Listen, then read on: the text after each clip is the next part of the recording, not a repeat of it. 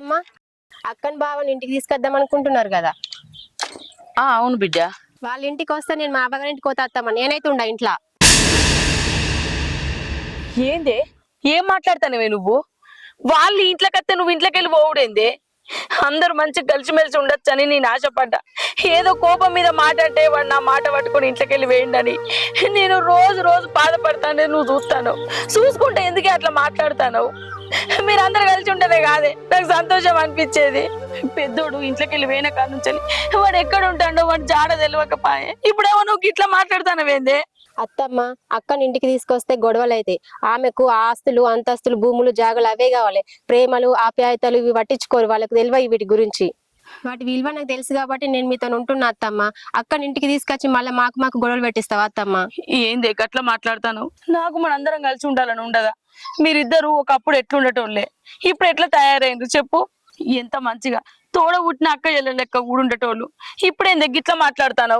ఏమో అత్తమ్మ, నేను చెప్పాల్సిందైతే నేను నీకు చెప్పినా. అది వస్తే మాత్రం నేను ఇంట్లుండా. నీ ఇష్టం. ఏంది ఇది గిట్లా మాట్లాడుతుంది? ఒక తల్లి కడుపులో పుట్టినట్టు కలిసిమెలిసి ఉండేటోళ్ళు ఇప్పుడు అది అత్తే నేను ఉండా అని మాట్లాడుతుంది. ఎందుకు ఇట్లా తయారైంది వీళ్ళు? అందరిని కలపాలని చూస్తే వీళ్ళేమో గిట్లా మాట్లాడతారు.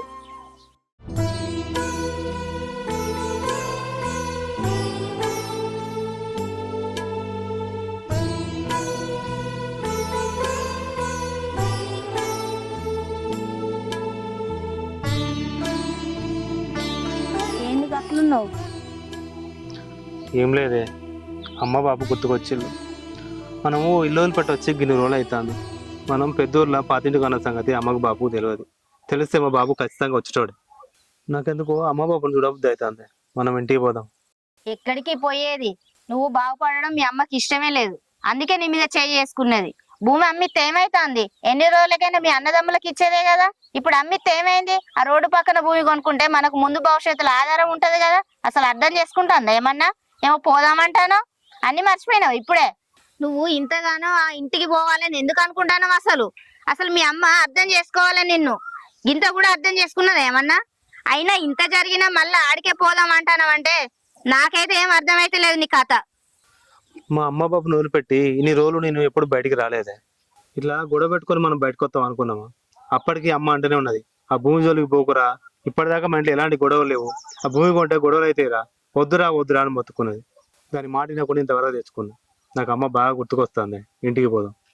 అయితే ఇప్పుడు పోయి ఏం చేయమంటావు మరి? నేనైతే ఆ ఇంటికి రాను. ఆడికి పోతే ఆ నల్ల ముఖం ఉంటది, అది పని చేయదు పాడు చేయదు. పైగా పెద్దది అన్న మర్యాద కూడా లేదు దాని దగ్గర. నేనైతే ఎట్టి పరిస్థితుల్లో రాను. నాకు ఇక్కడే ప్రశాంతంగా ఉంది. ఇక నీ ఇష్టం.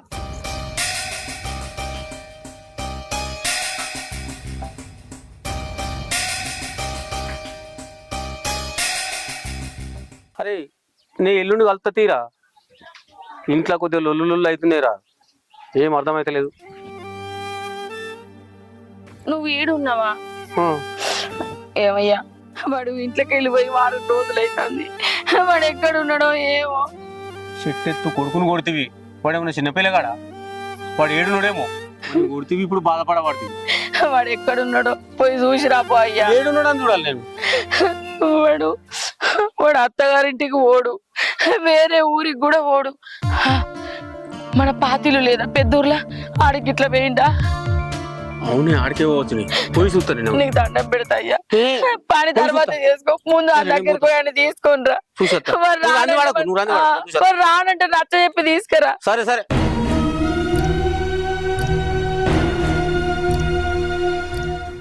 హలో మామ, నేను ఊర్లో లేను మామ. పెద్దూరులో మా పాతింటికి వచ్చిన. నేను ఊర్లోకి రాగానే నీకు పైసలు ఇచ్చేద్దాం మామ. లేదు మామ, కొంచెం పని ఉంటే వచ్చిన, రాగానే ఇచ్చేస్తా. కలుస్తాను వచ్చినాక. బాబు ఇప్పుడు వస్తాను కానీ ఈడున్నారా మీరు? అవును బాబు. వచ్చి గిన్ని రోజులే అమ్మాయి అది కత్తలే, నేనే అది కత్తలేను. కనీసం వచ్చి నుంచి ఒక్కసారి ఫోన్ కూడా చేయలేదు కదరా. చేద్దాం అనుకున్నా బాబు, ఇలాగానే చేయలేకపోయింది. మేం ఫోన్ చేస్తే అలుగుతలేదు. కనీసం నువ్వనే చేయొచ్చు కదా ఫోను. అమ్మ ఏడుతుంది అక్కడ. ఏడికి పోయి ఏడున్నారు, ఏ మామకు అర్థం కాపాయ, నాకు కూడా ఏం తెలియపాయ. లాస్ట్కు అమ్మనే సలహా ఇచ్చింది, పెద్దూళ్ళే మన పాతింటికి పోయి చూడిపో దెబ్బ నాడు ఉన్నారేమని. అందుకే ఇలాగ వచ్చిందా నేను. నేను ఫోన్ చేద్దాం అనుకున్నా బాపు, కూడలే వద్దన్నది, అందుకే నేను చేయలేదు బాపు. కోడలు ఎందుకు అద్దంటదిరా? వాళ్ళు అత్త కోడలు తల్లి బిడ్డల కంటే ఎక్కువ మంచి కలిసిమెలిసి ఉన్నారు. అంతకుముందు ఏమైనా గొడవలు జరిగినాయిరా? మొత్తం ఆ భూమి గురించి వచ్చిందిరా ఈ గొడవ అంతా. బాపు జరిగిందేదో జరిగిపోయింది, మళ్ళీ నేను నా ఇంటికి వస్తే మళ్ళీ గొడవలు స్టార్ట్ అవుతాయి. ఎందుకు మళ్ళీ ఎంత సరకలో పెట్టుకోండి అని కూడలు వద్దంటే, అందుకే ఆలోచిస్తాను బాపు. అది సరే గాని మరి కోడలు ఎటు పోయిందిరా? కోడలతో నేను మాట్లాడతా. కూడలు లచ్చవల ఇంటికి పోయిందే, వస్తుంది మాట్లాడుతాడు, నీకు ఇక్కడ దాకా వేస్తా. అరే నువ్వు తొందరరా, ఇవాళ ఎక్కడికి వెళ్ళి మన ఇంటికి పోయి ఏంది కావాలి? సరే బాపు, నేను తొందరనే అవుతా.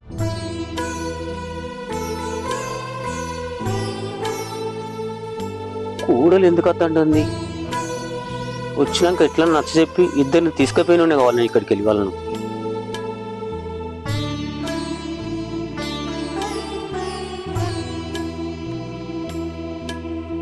చెల్లె రాజా, నువ్వు చెప్తున్నారా చెల్లె?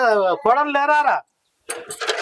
కోడన్లా అన్న, పెద్దోడు ఇంట్లోకెళ్ళి వేయిండే. గట్లెందుకురా? ఏం చెప్పమంటావన్నా, కూర్చుందుదా.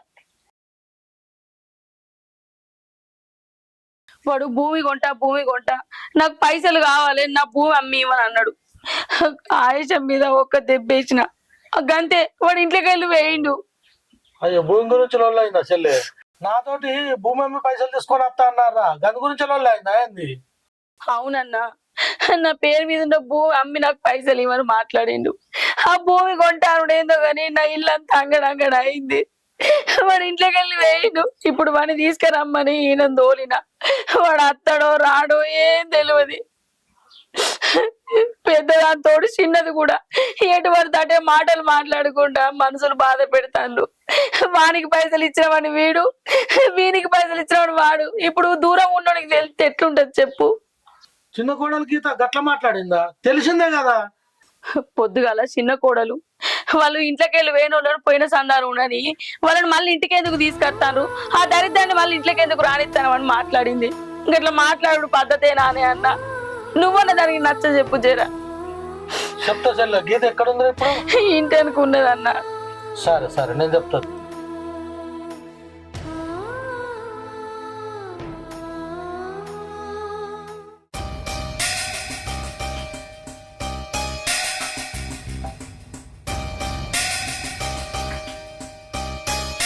మామయ్య, నువ్వెప్పుడు వచ్చినావు?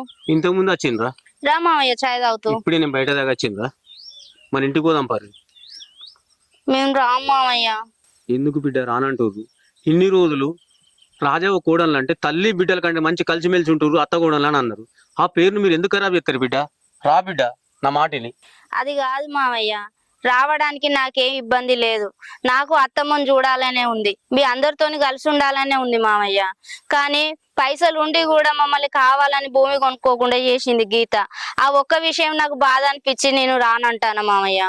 గీత చిన్నపిల్ల కదరా, దానికి తెలిసి తెలియక ఏదో మనసులో పెట్టుకొని ఏదో చేసింది. అది మీరు మనసులో పెట్టుకొని మాకు దూరంగా ఉండండి ఎందుకు బిడ్డ? ఇన్ని రోజులు మనం ఇంట్లో ఎంత మంచి కలిసిమెలిసి ఉన్నాం బిడ్డ. ఏదో చిన్న గొడవ జరిగిందని ఈడొచ్చి ఉండబట్టి అక్కడ అత్తమ్మ ఎంత బాధపడుతుంది బిడ్డ. అందరం కలిసి ఉంటేనే మంచిగా బిడ్డ. పోదాం పారి మన ఇంటికి.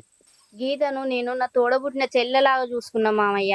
పైసలు ఇస్తానని చెప్పి 10 మందిలో మనందరి పరువు తీసింది మామయ్య. అదొక్కటే నాకు బాగా బాధ అనిపించి నేను ఇంట్లో ఉండలేకొచ్చిన మామయ్య. అదే గనక పైసలు లేవక్క బయట ఎక్కడ నన్ను చూసుకోండి అంటే ఈ పాటికి మేము కొంటామో కొనకపోతామో ఈ గొడవలు వచ్చేదే కాదు మామయ్య. ఎంత మంచిగా కూడా ఉండేటోళ్ళం. అది ఇంత కావాలని మోసం చేసినాక మామయ్య, దాని ముఖం చూడలేను నేను. దాంతో నేను కలిసి ఉండలేను మామయ్య. ఇవన్నీ ఇడిచిపెట్టి బిడ్డ. నేను మామ లెక్క కాదు, కన్న తండ్రి లెక్క ఆడుతున్నా. మీరు కలిసి ఇంటికి రారు.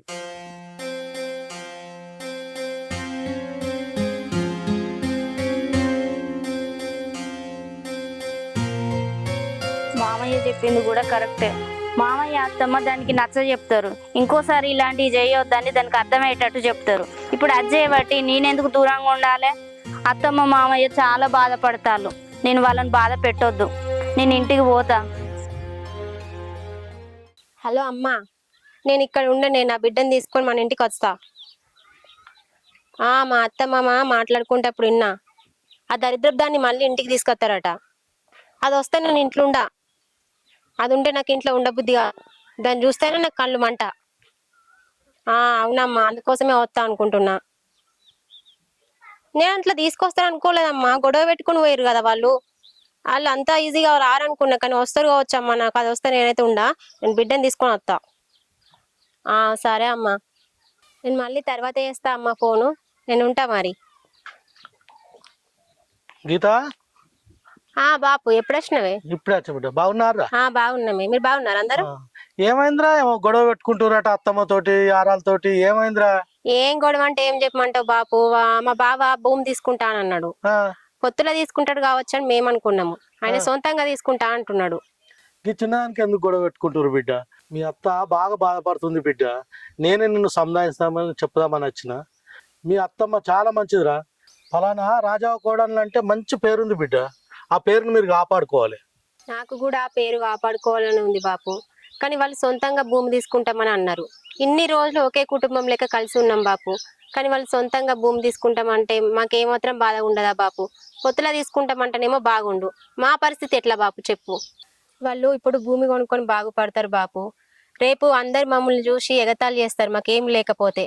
అప్పుడు మాకు పరిస్థితి ఏంది బాపు? మాకు వాళ్ళు ఎగతాళి చేసిన కొద్దీ మాకు చిన్నతనం అనిపించదు అందరి ముంగట. నేను కూడా భూమి బావ పొత్తులోనే తీసుకుంటాడు కావచ్చు అనుకున్నా బాపు, కానీ వాళ్ళు సొంతంగా తీసుకుంటారని అనుకోలేదు. అందుకే ఇంట్లో చిన్న గొడవ అయింది బాపు, అంతకు మించి ఏం లేదు. భూమి గురించే గొడవ అయింది.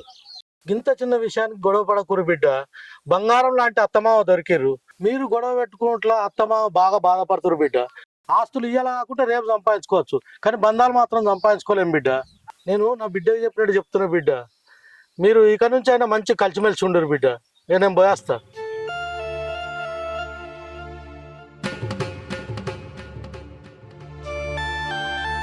బాపు చెప్పేది నిజమే, బంధాల విలువ చాలా గొప్పది, పోతే మళ్ళీ దొరకది. ఇంట్లో గొడవలు జరగడానికి కారణం నేనే, అసలు తప్పు నాదే. ఈ విషయం అత్తమ్మకు తెలియదు. పోయి అక్కని తీసుకురమ్మందామని చెప్పుదాం అత్తమ్మకు.